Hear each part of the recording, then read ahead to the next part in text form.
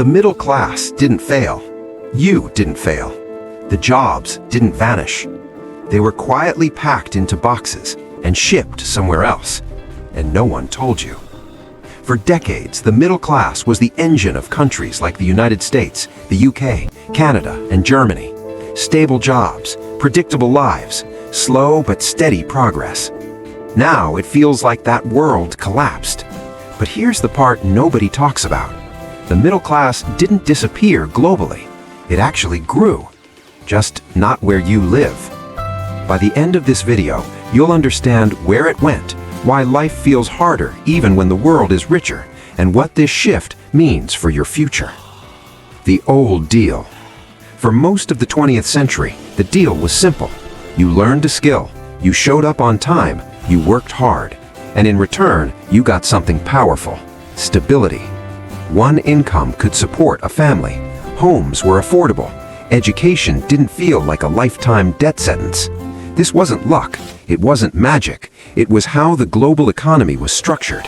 Jobs stayed local, companies depended on nearby workers, and workers had bargaining power.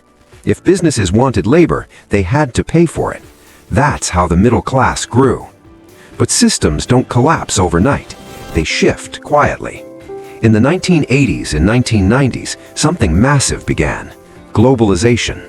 Companies discovered they could make the same product using the same machines with cheaper labor somewhere else. At first, it sounded harmless: efficiency, lower prices, global growth. But there was a trade-off. When jobs move, power moves with them, and workers don't move nearly as fast as money does. Here's the uncomfortable truth. Factories didn't disappear, offices didn't disappear, middle-class jobs didn't disappear.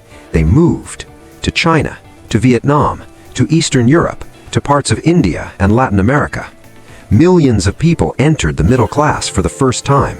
They bought homes, they sent kids to school, they experienced stability. Globally, this was a success story. Locally, in rich countries, it felt like loss. If you live in the US, the UK, Canada, or Germany, your experience looks very different. Wages barely moved, housing exploded, healthcare costs surged, education became expensive. You're working just as hard, sometimes harder, but the reward feels smaller. That's not because you're lazy, it's because now you're competing in a global labor market without realizing it. So who actually benefited? Not workers in rich countries, not workers in poor countries. The real winner was capital. Money that can move instantly, factories that can relocate, supply chains that stretch across continents. Capital gained freedom, workers stayed stuck to geography. This imbalance changed everything. This is why advice from your parents feels outdated. Get a stable job, stay loyal to one company, save your way to security. Those rules were written for a world where companies needed you. That world is gone. Today, companies need skills, not people, and skills that scale win. The middle class still exists, but it looks different. It's less about location, less about job titles, less about time spent. It's more about leverage. Skills that work across borders, skills that technology amplifies, skills that can't be easily replaced. The latter didn't disappear, it moved, and it got steeper. The middle class still exists, but it looks different.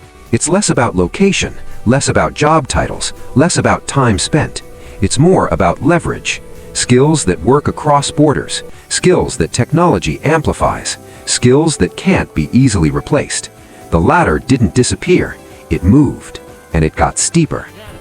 Here's the realization most people never reach. The middle class didn't die, it was redistributed. Across countries, across skills, across time. Once you see that, everything makes more sense. The frustration, the pressure, the confusion. It wasn't personal, it was structural. What this means for you: this isn't about fear, it's about clarity. You're not failing at an old system, you're living inside a new system, and new systems require new strategies. Understanding this shift won't instantly fix the problem, but it does something powerful. It stops you from blaming yourself. The middle class didn't disappear.